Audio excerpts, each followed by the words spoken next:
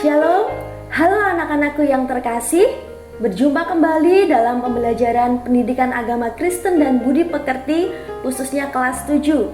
Bersama dengan saya, Susi Susanti. Selama 30 menit ke depan, kita akan belajar bersama-sama. Sekali lagi saya tekankan, materi ini hanya untuk siswa-siswi yang beragama Kristen. Dan kali ini kita akan belajar dari buku Pendidikan Agama Kristen dan Budi Pekerti kelas 7 dari Kementerian Pendidikan dan Kebudayaan Republik Indonesia. Bagaimana kabar kalian? Ibu percaya kalian semua sehat dan tetap semangat belajar meskipun dari rumah. Bersama Yesus ada sukacita. Oke, jika ibu mengatakan bersama Yesus, kalian katakan ada sukacita. Bersama Yesus ada sukacita. Jika ada sukacita dalam hati kalian, pasti kalian semua semangat belajarnya dan tidak mengeluh ketika mendapatkan tugas dari Bapak Ibu Guru. Sebelum kita memulai pembelajaran, marilah kita berdoa kepada Tuhan.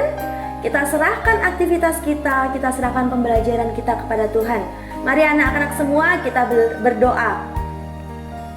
Tuhan, kami sungguh mengucap syukur atas kebaikan-Mu, kesehatan, kekuatan yang Kau berikan kepada kami Tuhan, sehingga pada kesempatan pagi hari ini kami dapat belajar bersama-sama. Meskipun saat ini anak-anak-Mu belajar dari rumah, biarlah Tuhan senantiasa menolong, menyertai, memberikan semangat dan sukacita ketika mereka belajar dari rumah. Berikan mereka kemampuan Tuhan, hikmat, akal budi yang daripada-Mu, agar mereka dapat mengerti dan memahami setiap materi yang akan kami sampaikan pada hari ini.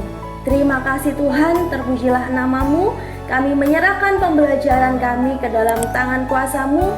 Dalam nama Tuhan Yesus kami berdoa, haleluya, amin. Oke anak-anak, kita akan memulai pembelajaran kita. Kalian bisa siapkan Alkitab kalian dan juga alat tulis kalian, karena jika ada materi-materi atau poin-poin penting yang harus kalian catat, kalian bisa mencatatnya. Pada kesempatan ini kita akan belajar dari materi bab 4 dengan judul dosa dan pertobatan. Sebelum Ibu menyampaikan materi pada hari ini, Ibu akan menyampaikan tujuan pembelajaran kita. Melalui pembelajaran ini diharapkan peserta didik dapat yang pertama menjelaskan arti dosa, yang kedua menceritakan akibat dosa, yang ketiga menjelaskan arti bertobat, yang keempat melakukan tindakan yang mencerminkan pertobatan. Bahan pelajaran dalam bab 4 membahas mengenai dosa dan pertobatan. Pembahasan materi dan kegiatan ini bertujuan membimbing kalian untuk menyadari kenyataan bahwa semua manusia itu berdosa. Namun, Allah tidak pernah membiarkan manusia hidup dalam dosa. Dia mencari dan menyelamatkan manusia berdosa. Mari anak-anak, kita akan membahas materi ini lebih lanjut. Yang pertama yang akan kita pelajari yaitu mengenai pengertian dosa. Dalam Kitab Perjanjian Baru menggunakan beberapa istilah dari bahasa Yunani untuk menggambarkan dosa. Yang pertama yaitu dari kata hamartia, artinya pelanggaran, perbuatan salah, atau berdosa kepada Allah. Itu bisa kalian baca ya di dalam Yohanes 9 ayat 41. Kemudian yang kedua yaitu kata adikia, artinya kejahatan, kelaliman, atau ketidakadilan. Kalian bisa membaca karena kata tersebut terdapat di dalam kitab Roma pasal 1 ayat 18, kemudian dalam 1 Yohanes 5 ayat 17. Keadaan kekurangan kasih karena semua pelanggaran bersumber dari kegagalan untuk mengasihi, itu di dalam Matius 22 ayat 37 sampai 40. Kemudian di dalam Lukas 10 ayat 27 sampai 37. Dan suatu kuasa yang memperbudak dan menipu di dalam Roma 5 ayat 12 dan Ibrani 3 ayat 13. Kemudian kata yang ketiga yaitu amonia, artinya kedurhakaan, pelanggaran hukum dan menentang hukum Allah. Terdapat di dalam Roma 6 ayat 19 dan 1 Yohanes 3 ayat 4. Kemudian kata yang keempat yaitu apistia, artinya ketidakpercayaan atau ketidaksetiaan. Dalam kitab Roma 3 ayat 3 dan Ibrani 3 ayat 12. Nah, dari pengertian di atas dapat dirumuskan bahwa dosa adalah pemberontakan manusia melawan Allah dan kehendaknya. Ya, dosa adalah pemberontakan manusia melawan Allah dan kehendaknya. Salah satu aspek yang menonjol dari dosa adalah sifat mementingkan diri sendiri. Itu pengertian dari dosa, anak-anak. Kemudian selanjutnya kita akan mempelajari asal dosa. Di dalam Kejadian 3 ayat 1 sampai 24, nanti kalian bisa membaca di Alkitab kalian masing-masing. Ya, di situ menjelaskan bagaimana pertama kalinya manusia jatuh ke dalam dosa. Sebelum manusia jatuh ke dalam dosa, ya, ketika Allah menciptakan manusia, bagaimana kehidupan mereka? Bagaimana kira-kira anak-anak kehidupan manusia sebelum mereka jatuh ke dalam dosa? Kalau kalian membaca dalam kitab Kejadian 1 ya, ketika Allah menciptakan manusia, begitu luar biasa. Ya, kehidupan manusia ketika diciptakan oleh Allah, semua kebutuhan mereka dipenuhi. Mereka hidup dalam kesatuan, dalam kebahagiaan. Ketika Allah menciptakan manusia, Allah memerintahkan bahwa semua tumbuh-tumbuhan yang ada di taman itu mereka boleh makan. Tetapi ada satu pohon apa anak-anak yang tidak boleh dimakan? Ada satu pohon yang ada di tengah-tengah taman itu, yaitu pohon pengetahuan baik dan yang jahat. Tapi apa yang terjadi? Ketika manusia mendengarkan bisikan dari iblis yang berwujud ular, akhirnya manusia memakan buah tersebut. Dan apa yang terjadi? Manusia jatuh ke dalam dosa. Manusia melanggar apa yang diperintahkan oleh Allah. Nah, di situ awal mula manusia jatuh ke dalam dosa. Akhirnya apa yang terjadi? Mereka mendapatkan hukuman. Mereka mendapatkan sanksi. Nah, dari sini kita bisa melihat bahwa dosa berakar dalam keinginan manusia yang serakah, yaitu ingin menjadi seperti Allah. Ya, ketika iblis merayu Hawa, disampaikan bahwa jika kamu mau memakan buah ini, maka kamu akan sama seperti Allah. Nah, akhirnya mereka terbujuk dan mereka melanggar perintah Allah. Dosa masuk ke dalam dunia melalui Adam. Di dalam Roma 5 ayat 12, sebab itu sama seperti dosa telah masuk ke dalam dunia oleh satu orang, dan oleh dosa itu juga maut. Demikianlah maut itu telah menjalar kepada semua orang, karena semua orang telah berbuat dosa. Semua orang telah berbuat dosa, ya. Karena manusia sudah jatuh ke dalam dosa, akhirnya ada akibat yang harus diterima, yaitu akibat dari dosa. Apa saja akibat dari dosa? Yang pertama, dosa mengakibatkan hubungan manusia dengan Allah terputus. Ingat-ingat, akibat dari dosa yang pertama adalah dosa mengakibatkan hubungan manusia dengan Allah terputus. Di situ kita bisa melihat ya, manusia menolak untuk tunduk kepada Allah dan firman-Nya. Kemudian manusia menjadi seteru Allah. Setelah Adam dan Hawa berdosa, mereka merasa ketakutan, malu, dan bersembunyi ketika mendengar suara Allah. Nah, dari sini kita bisa melihat, kalian bisa melihat dosa mengakibatkan hubungan manusia dengan Allah terputus. Ketika kita melakukan dosa, ada ketakutan dalam diri kita, seperti yang dilakukan oleh Adam dan Hawa ketika mereka jatuh ke dalam dosa. Mereka bersembunyi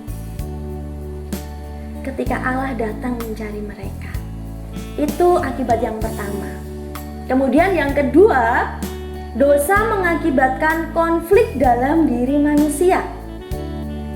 Dosa mengakibatkan konflik dalam diri manusia.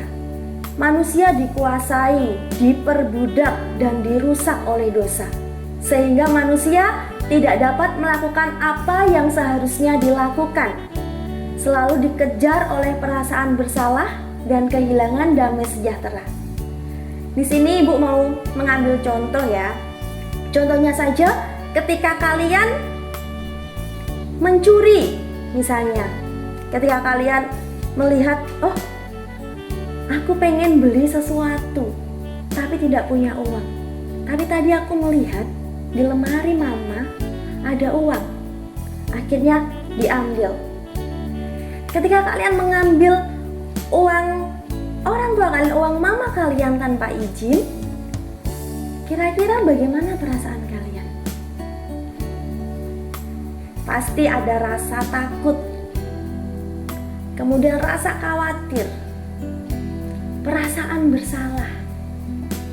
Bahkan mungkin ketika bertemu dengan mama, kalian bisa menghindar. Nah, itu salah satu contoh bahwa kita telah melakukan dosa. Firman Tuhan mengatakan jangan mencuri. Ya, kita tidak boleh mencuri. Salah satu pelanggaran yang dilakukan yang bisa menyebabkan dosa. Ketika seorang melakukan dosa, pasti dalam dirinya tidak ada damai sejahtera, tidak ada ketenangan. Kemudian yang ketiga, dosa mengakibatkan rusaknya hubungan manusia dengan sesama dan alam. Dosa menyebabkan manusia menginginkan kesenangan diri sendiri tanpa menghiraukan kesejahteraan orang lain. Sikap ini mengakibatkan kekerasan, kemudian kebrutalan dan peperangan antar bangsa. Jadi karena dosa ya, mengakibatkan hubungan antara manusia dengan sesamanya rusak. Ada pertengkaran, ada kekerasan, bahkan sampai ada orang yang tega membunuh saudaranya sendiri, membunuh temannya. Itu akibat dari dosa. Kemudian manusia mengeksplorasi alam dan merusaknya, sehingga hidup manusia terancam oleh bencana alam, misalnya banjir, tanah longsor.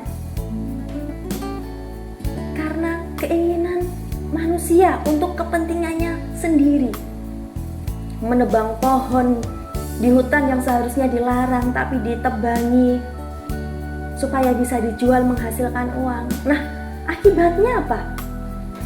Bencana alam terjadi, banjir, tanah longsor. Nah, itu akibat dosa, menyebabkan hubungan manusia dengan sesama dan alam menjadi rusak. Yang keempat, dosa menyebabkan manusia menghadapi kematian secara rohani atau kematian kekal. Banyak orang berpikir bahwa kematian merupakan akhir dari segalanya dan kesalahan yang dilakukan akan terlupakan. Namun faktanya tidaklah demikian. Setiap manusia akan menghadap tahta penghakiman Allah. Dalam Ibrani 9 ayat 27. Apakah manusia mampu membebaskan diri dari dosa? Bagaimana menurut kalian anak-anak? Apakah manusia mampu membebaskan diri dari dosa? Di sini Ibu tampilkan ilustrasi gambar ya, di mana ketika manusia jatuh ke dalam dosa, itu manusia akan mengalami yang namanya kebinasaan kekal. Karena upah dosa, ingat ya, upah dosa adalah maut. Dan dosa di sini dapat memisahkan manusia dari Allah, seperti yang sudah kita bahas tadi, ya.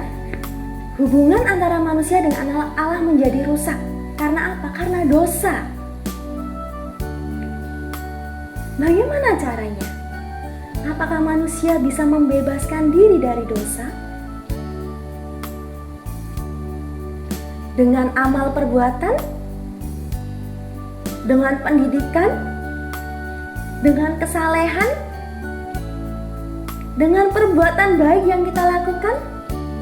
Apakah itu bisa membebaskan kita dari dosa? Bagaimana caranya anak-anak? Kita buka di dalam Efesus pasal 2 ayat 8 dan 9. Ya, kita baca bersama-sama. Efesus 2 ayat 8 sampai dengan 9. Sebab karena kasih karunia kamu diselamatkan oleh iman. Itu bukan hasil usahamu, tetapi pemberian Allah. Itu bukan hasil pekerjaanmu. Jangan ada orang yang memegahkan diri. Jadi di sini kita bisa melihat anak-anak bahwa perbuatan baik amal kita tidak bisa membebaskan kita dari dosa. Tadi dalam Efesus 2 ayat 8 dan 9 dikatakan, ya. Bagaimana caranya? Bagaimana jalan keluarnya? Kayak kalian lihat gambar di samping, jalan keluarnya hanya satu, yaitu Yesus Kristus. Hanya satu jalan, yaitu Yesus Kristus. Sehingga dengar, percaya, kita bisa terbebas dari dosa dan kita bisa mendapatkan hidup yang kekal. Itu jalan keluarnya anak-anak di dalam Yesus Kristus. Kita mau mendengarkan, kita mau percaya kepada Tuhan. Ya, jalan keluarnya hanya Allah yang dapat menolong manusia keluar dari belenggu dosanya. Tidak ada jalan keselamatan lain selain jalan yang ditetapkan oleh Allah, yaitu melalui pengampunan dan keselamatan di dalam diri Yesus Kristus. Di dalam Yohanes 14 ayat yang ke-6, kita akan baca Yohanes 14 ayat yang ke-6. Di situ dikatakan, kata Yesus kepadanya, "Akulah jalan dan kebenaran dan hidup. Tidak ada seorang pun yang datang kepada Bapa kalau tidak melalui aku." Sudah sangat jelas di dalam Yohanes 14 ayat yang ke-6 bahwa hanya ada satu jalan, yaitu datang kepada Yesus. Hanya Tuhan Yesus adalah jalan dan keselamatan kita. Di dalam Roma 5 ayat 6 dan 8, karena waktu kita masih lemah, Kristus telah mati untuk kita orang-orang durhaka pada waktu yang ditentukan oleh Allah. Akan tetapi Allah menunjukkan kasih-Nya kepada kita oleh karena Kristus telah mati untuk kita ketika kita masih berdosa. Ya, pengorbanan Tuhan Yesus yang membebaskan kita.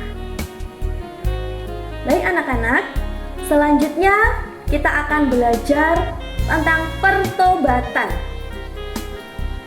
Pengertian pertobatan menurut Alkitab, bertobat berarti berubah pikiran. Apa yang dimaksud berubah pikiran? Ya, di sini artinya adalah berbalik secara total dari perbuatan lama yang melawan kehendak Allah kepada hidup yang baru, yaitu menurut kehendak Allah. Dalam Kisah Para Rasul 26 ayat 20, firman Tuhan berkata, "Tetapi mula-mula aku memberitakan kepada orang-orang Yahudi di Damsyik, di Yerusalem dan di seluruh tanah Yudea, dan juga kepada bangsa-bangsa lain, bahwa mereka harus bertobat dan berbalik kepada Allah, serta melakukan pekerjaan-pekerjaan yang sesuai dengan pertobatan itu." Petrus pada akhir khotbahnya pada hari Pentakosta memanggil orang-orang yang menolak Yesus Kristus untuk mengubah pikiran mereka mengenai Dia, dari menolak Kristus sebagai Mesias menjadi beriman kepadanya sebagai Mesias dan Juru Selamat. Kalian bisa membacanya sendiri anak-anak dalam kitab kalian masing-masing dalam Kisah Para Rasul 2 ayat 36. Jadi bertobat artinya mengubah sikap dan gaya hidup yang tadinya tidak hidup dalam iman kepada Yesus menjadi hidup dalam iman kepada Yesus. Ya, bisa dipahami? Bertobat artinya adalah mengubah sikap dan gaya hidup yang tadinya tidak hidup beriman kepada Yesus menjadi hidup dalam iman kepada Yesus.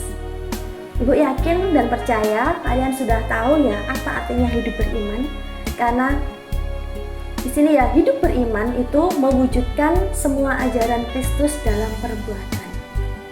Orang yang beriman tidak hanya sekedar percaya kepada Tuhan, membaca firman Tuhan, tetapi melakukannya dalam kehidupan, yaitu dalam perbuatan maupun sikap serta perkataan. Oke, selanjutnya anak-anak, kita akan membahas mengenai hubungan pertobatan dan keselamatan. Nats Alkitab yang berkaitan dengan pertobatan dan keselamatan. Di sini Bu akan sampaikan ya, akan sebutkan ayat-ayat Alkitab yang berkaitan dengan pertobatan dan keselamatan. Kalian nanti bisa membaca dan membukanya di Alkitab kalian masing-masing. Dalam Kisah Para Rasul pasal 2 ayat 38, kemudian ayat 3 pasal 3 ayat 19, kemudian pasal 11 ayat 18, pasal 17 ayat 30, kemudian pasal 20 ayat 21, dan pasal 26 ayat 20.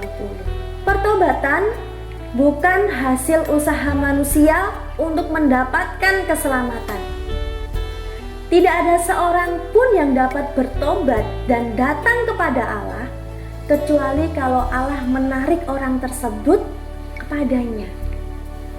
Ya, perlu kalian garis bawahi, tidak ada seorang pun dapat bertobat dan datang kepada Allah kecuali Allah mau menarik orang tersebut kepadanya. Dikatakan dalam Yohanes 6 ayat 44. Kita akan membaca Yohanes 6 ayat 44. Yohanes 6 ayat 44, begini bunyi firman Tuhan, "Tidak ada seorang pun yang dapat datang kepadaku jikalau ia tidak ditarik oleh Bapa yang mengutus aku, dan ia akan kubangkitkan pada akhir zaman." Pertobatan dan keselamatan merupakan anugerah Allah bagi manusia. Jadi Allah melimpahkan anugerahnya, kasih karunia-Nya kepada manusia. Apa yang dilakukan manusia? Peran manusia yaitu merespon anugerah pertobatan dengan kesadaran dan keinginan untuk berubah dan bertobat. Ya, jadi manusia harus merespon anugerah itu. Bagaimana caranya? Caranya adalah setia berdoa, membaca firman Tuhan, membaca Alkitab, dan melakukan kehendak Allah. Di sini Ibu akan mengambil contoh ya, dalam kitab Injil Matius digambarkan ada 2 contoh pertobatan. Yang pertama yang dilakukan oleh Petrus. Masih ingat siapa itu Petrus? Petrus pada saat itu pernah menyangkal sebagai murid Tuhan Yesus pada saat Tuhan Yesus akan disalibkan. Dia menyangkal, dia tidak mengakui kalau Petrus ini adalah murid Tuhan Yesus.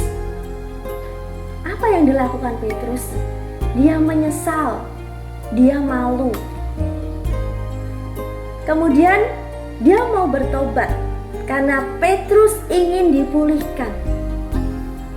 Dan Petrus datang kepada Tuhan Yesus. Kira-kira kehidupan Petrus dipulihkan apa tidak? Kehidupan Petrus dipulihkan oleh Tuhan Yesus. Bahkan Petrus menjadi pekabar Injil ya ketika dia sudah dipulihkan. Kemudian tokoh yang kedua yaitu Yudas Iskariot. Masih ingat dengan Yudas? Apa yang sudah dilakukan Yudas?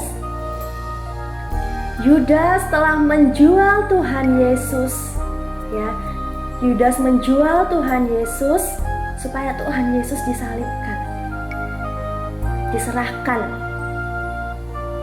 Diganti dengan apa anak-anak, masih ingat? 30 keping uang perak ya, dia menjual Tuhan Yesus dengan 30 keping uang perak. Kira-kira menyesal apa tidak? Yudas juga menyesal. Pada saat itu, ketika itu Yudas menyesal. Kemudian dia mengembalikan uangnya. Apakah dia bertobat? Apakah dia datang kepada Tuhan? Yudas tidak bertobat. Dia tidak menginginkan untuk dipulihkan. Akhirnya apa yang terjadi? Yudas bunuh diri. Bisa dipahami? Bisa kalian pikirkan? Dari dua contoh sikap yang dilakukan oleh dua tokoh Petrus dan Yudas. Di sini kita bisa melihat bahwa rasa berdosa dan tindakan pertobatan kedua orang tersebut di atas, antara Petrus dan juga Yudas, terdapat perbedaan yang sangat besar. Rasa berdosa Petrus membuat dia mengambil suatu tindakan pertobatan yang membawa kepada pengampunan dan pemulihan. Akan tetapi, tidaklah demikian dengan Yudas. Meskipun Yudas menyadari bahwa dia telah melakukan hal yang salah, tetapi tidak terdapat bukti bahwa dia mengakui dosa-dosanya kepada Tuhan Yesus dan memohon pengampunan kepadanya. Kita tidak melihat bahwa Yudas datang untuk minta ampun kepada Tuhan. Tindakan pertobatan Yudas tidaklah sesuai dengan ajaran Tuhan Yesus. Yudas dikuasai oleh penyesalan. Ya, Yudas menyesal. Ia menyesal sangat mendalam sehingga ia akhirnya mengambil jalan untuk bunuh diri. Berbeda sekali dengan yang dilakukan Petrus. Ada pemulihan yang terjadi. Di sini kita bisa melihat ya anak-anak, bahwa ketika kita mau sungguh-sungguh bertobat, berarti kita minta ampun kepada Tuhan. Motivasi bertobat yang berbeda memberikan hasil yang berbeda pula. Seperti contoh yang sudah Ibu sampaikan tadi antara Petrus dan juga Yudas, memberikan hasil yang berbeda. Petrus mengalami pemulihan, sedangkan Yudas mati bunuh diri. Rasa berdosa belum cukup untuk menerima pengampunan tanpa disertai dengan tindakan pertobatan yang benar.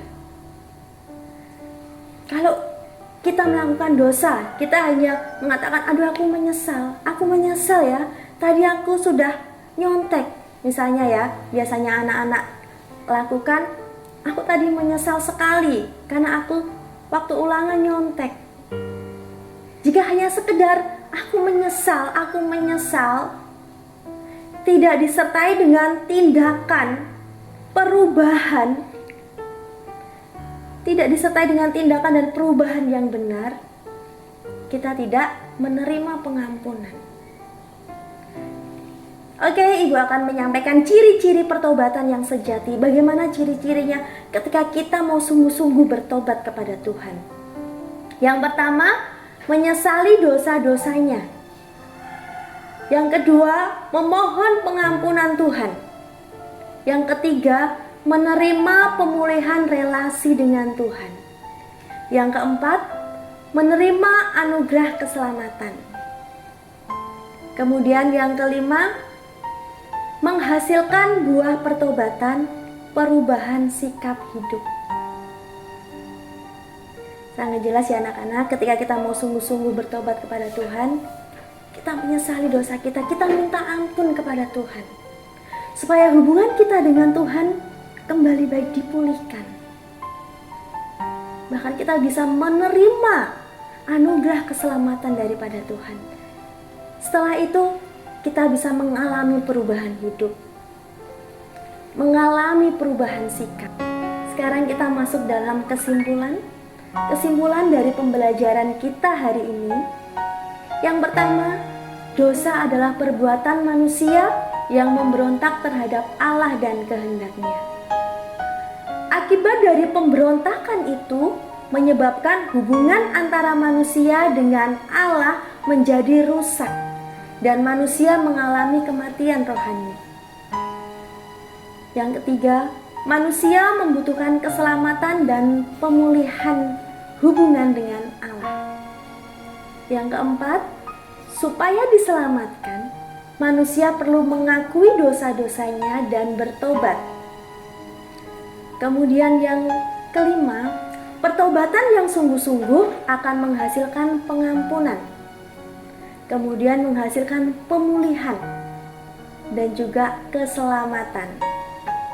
Ibu berharap materi kali ini dapat memberkati kalian, menambah pengetahuan kalian, bahkan dapat merubah sikap hidup kalian, supaya hidup kalian juga dipulihkan. Tidak hanya sekedar pengetahuan kalian yang ditambah, tetapi kalian bisa mengalami perubahan hidup, di mana kita sudah mau sungguh-sungguh bertobat ketika kita melakukan dosa, ketika kita melakukan kesalahan, kita mau dipulihkan, kita mau diubahkan. Pada kesempatan ini, Ibu akan memberikan tugas kepada kalian. Ya, kalian bisa tulis di buku kalian masing-masing. Ada 3 pertanyaan di sini atau 3 tugas yang harus kalian kerjakan. Yang pertama, tuliskan 3 akibat dosa secara real atau nyata dalam kehidupan sehari-hari yang kamu temui. Kemudian pertanyaan yang kedua, jelaskan tentang arti pertobatan menurutmu. Lalu kamu berikan contoh dan kamu jelaskan ya, 1 contoh pertobatan yang ada dalam Alkitab dan 1 contoh pertobatan dalam cerita atau kehidupan sehari-hari. Kemudian pertanyaan yang ketiga, tuliskan doa pertobatan yang isinya memohon Roh Tuhan membantu kamu menyadari dosamu, sehingga kamu bertobat dan ingin memiliki hidup baru, yaitu hidup yang benar dan baik. Silahkan kalian kerjakan 3 tugas tersebut. Setelah kalian kerjakan, kalian bisa menyampaikan, bisa mengumpulkan kepada guru kalian masing-masing. Baik anak-anak, kita akhiri pembelajaran kita pada hari ini. Sebelum kita mengakhiri pembelajaran kita, mari kita berdoa kepada Tuhan, kita menyerahkan hidup kita kepada Tuhan. Mari kita berdoa. Tuhan Allah Bapa kami yang di surga, terima kasih atas penyertaan-Mu, atas pimpinan-Mu dalam pembelajaran kami hari ini. Biarlah materi yang kami dapatkan dapat kami lakukan dalam kehidupan kami. Berkatilah anak-anak-Mu Tuhan, agar mereka mau mengakui setiap dosa dan kesalahan yang mereka lakukan, mau sungguh-sungguh minta ampun, datang kepada Tuhan, bahkan mengalami pemulihan hidup, sehingga anak-anak Tuhan dapat memiliki sikap hidup yang berkenan di hadapan Tuhan. Anak-anak Tuhan bisa menjadi teladan bagi orang-orang, bagi lingkungan di sekitar mereka. Dan kami rindu Tuhan, pemulihan boleh terjadi dalam diri kami semua, sehingga kami menjadi layak di hadapan-Mu. Kami bisa merasakan anugerah yang Engkau berikan kepada kami, sehingga kami bisa mendapatkan hidup yang kekal, sesuai dengan apa yang sudah Engkau janjikan kepada kami. Terima kasih Tuhan, berkatilah anak-anak-Mu yang saat ini belajar dari rumah mereka masing-masing. Kiranya Tuhan senantiasa memberikan kekuatan kepada mereka, agar mereka memiliki semangat, memiliki sukacita untuk terus belajar, bahkan memiliki semangat untuk bisa terus melakukan firman Tuhan dalam kehidupan mereka. Terima kasih Tuhan, terima kasih Yesus. Kami serahkan waktu kami serahkan aktivitas kami selanjutnya hanya ke dalam tangan kuasa-Mu. Biarlah Engkau sendiri akan menuntun dan memimpin kami. Terima kasih Tuhan, di dalam nama Tuhan Yesus kami berdoa, haleluya, amin. Anak-anak, kita sudah berakhir. Selamat belajar untuk kalian semua. Tetap semangat, Tuhan Yesus memberkati.